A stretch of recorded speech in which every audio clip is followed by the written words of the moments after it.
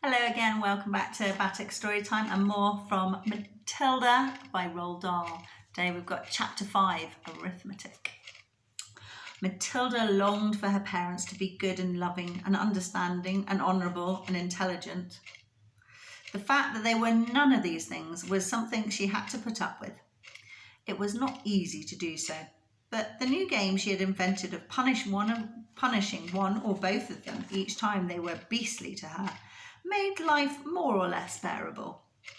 Being very small and very young, the only power Matilda had over anyone in her family was brain power. For sheer cleverness, she could run rings round them all. But the fact remained that any 5-year-old girl in any family was always obliged to do as she was told, however asinine the orders might be. Thus, she was always forced to eat her evening meals out of TV dinner trays in front of the dreaded box. She always had to stay alone on weekday afternoons, and whenever she was told to shut up, she had to shut up. Her safety valve, the thing that prevented her from going round the bend, was the fun of devising and dishing out these splendid punishments. And the lovely thing was that they seemed to work, at any rate, for short periods. The father in particular became less cocky and unbearable for several days after receiving a dose of Matilda's magic medicine. The parrot in the chimney affair quite definitely cooled both parents down a lot, and for over a week they were comparatively civil to their small daughter. But alas, this couldn't last. The next flare-up came one evening in the sitting room. Mr. Wormwood had just returned from work. Matilda and her brother were sitting quietly on the sofa, waiting for their mother to bring in the TV dinners on a tray. The television had not yet been switched on.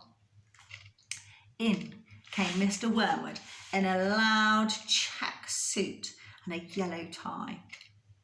The appalling broad orange and green check of the jacket and trousers almost blinded the onlooker. He looked like a low-grade bookmarker, dressed up for his daughter's wedding, and he was clearly very, very pleased with himself this evening.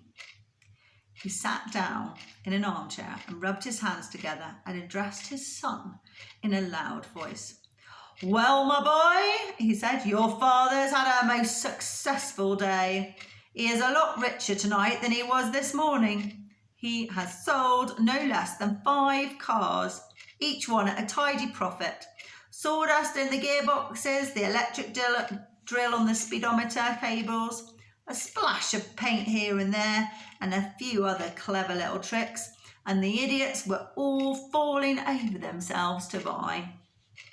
He fished a bit of paper from his pocket and studied it. "Listen, boy," he said, addressing the son and ignoring Matilda. "Seeing as you will be going into the business with me one day, you've got to know how to add up the profits you make at the end of each day. Go and get yourself a pad and a pencil, and let's see how clever you are." The son obediently left the room and returned with the writing materials. "Write down these figures," the father said, reading from his bit of paper.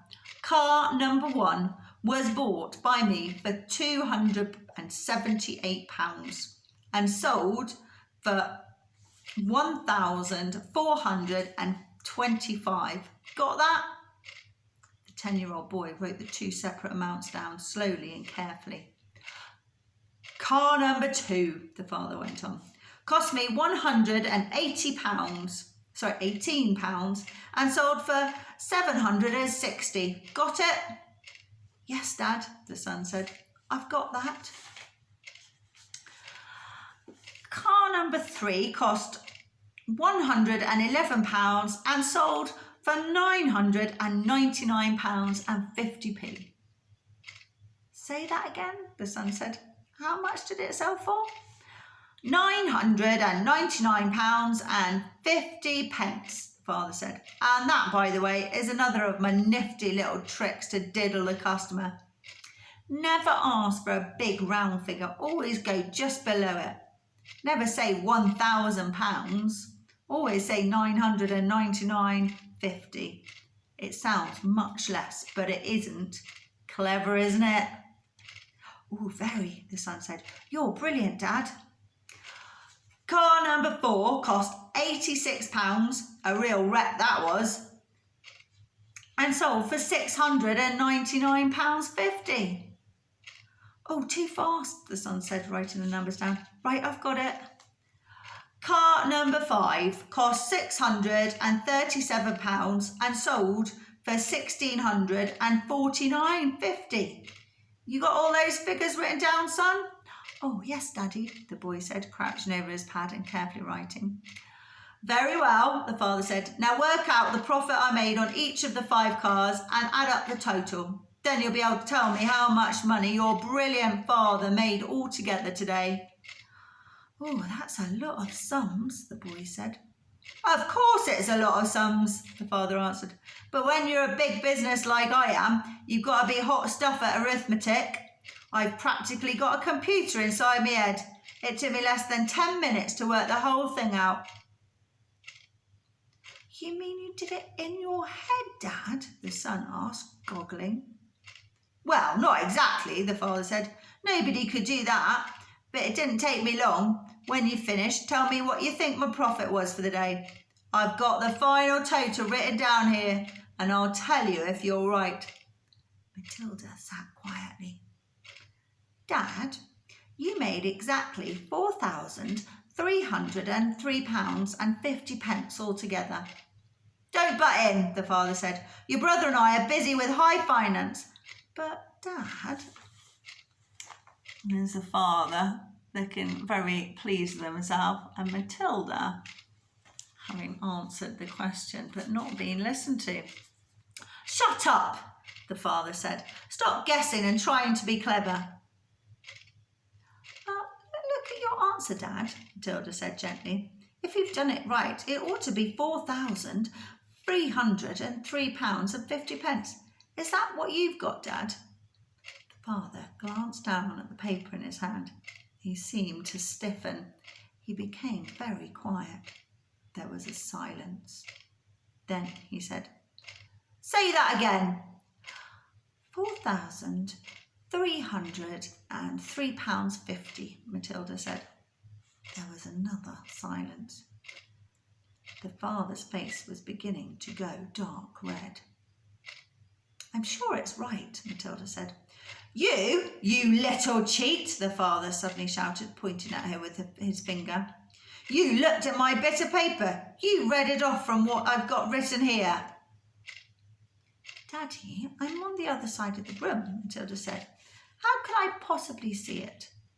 Don't give me that rubbish, the father shouted. Of course you looked. You must have looked. No one in the world could give the right answer just like that, especially a girl. You're a little cheat, madam, that's what you are, a cheat and a liar.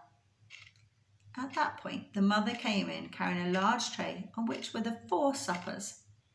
This time it was fish and chips, which Mrs. Wormwood had picked up in the fish and chip shop on her way home from bingo. It seemed that bingo afternoons left her so exhausted both physically and emotionally that she never had enough energy to cook an evening meal. So it wasn't TV dinners, it had to be fish and chips. What are you looking so red in the face about, Harry? She said as she put the tray down on the coffee table. Your daughter is a cheat and a liar, the father said, taking his plate of fish and placing it on his knees.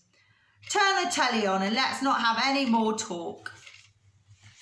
Oh, he really doesn't look very happy there with his red face. Poor Matilda. That's the end of that chapter. I wonder what revenge Matilda will get up to. See you again next week. Take care. Stay safe.